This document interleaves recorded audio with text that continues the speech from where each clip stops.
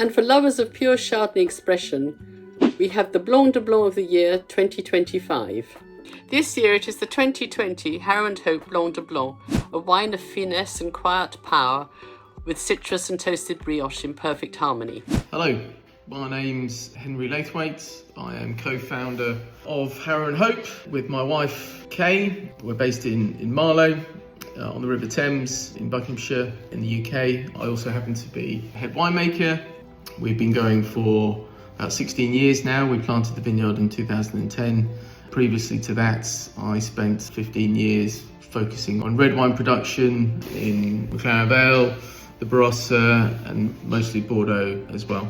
Our philosophy over the years has changed, as you can imagine, quite a bit. We were very lucky in the early years to be mentored by legendary Aussie winemaker Dr. Tony Jordan, who really helped us, having spent most of my life just doing red wine production, helping us to understand what we're looking for in the base wines, how to use oak in traditional method winemaking, as well as élevage, and the use of reserves and library reserves for using during dosage, etc.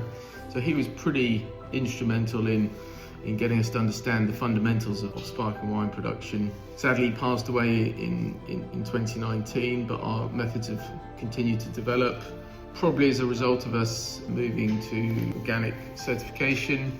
In the winery, we've become much more what I guess you'd call minimalist, very low sulfur regime. We're up to about 50-60% fermentation, ambient sort of wild yeast fermentation in oak, and also much longer élevage of the base wines. And I think this sort of reflects quite well in this wine. This is our Blanc de Blanc 2020. About 60% of this is fermented in oak pungens, sort of 3-4-year-old oak pungens. So we're looking for that more sort of textural, structural components of the oak, not the oak flavour itself.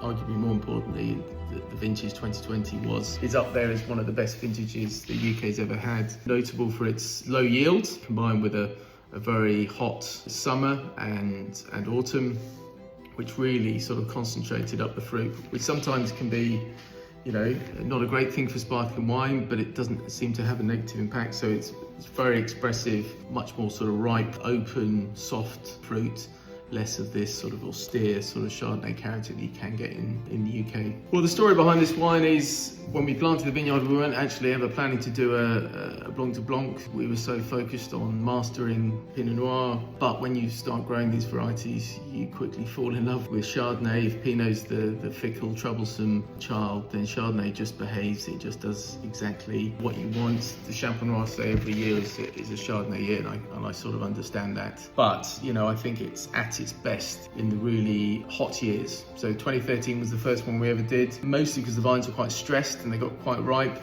And then we said, well, we'll only do this if we get this sort of much riper style of Chardonnay. And then we've done it 14, 15, 16 we got frosted, 17, 18, not in 19 and 20, and now 20. So, we do this wine more often than we ever planned to do it, but 2020, as I've said before, it was a fantastic year. It's probably our second lowest yield ever. It was our first year in converting to organics. So although that gave its element of stress to the year, the base wines that we got into it were extremely expressive, very, very concentrated. So it was really just up to us to make sure we didn't mess it up. So it sort of ranks in the UK as one of the top vintages in the last decade. Currently, it's being recognised in the top sparkling wines this year. Well, it means a huge amount to us. We're tiny. We're 6.5 hectares. For us to be successful, we have to stand up on the global stage. So it's any accolade like this is massive for a small producer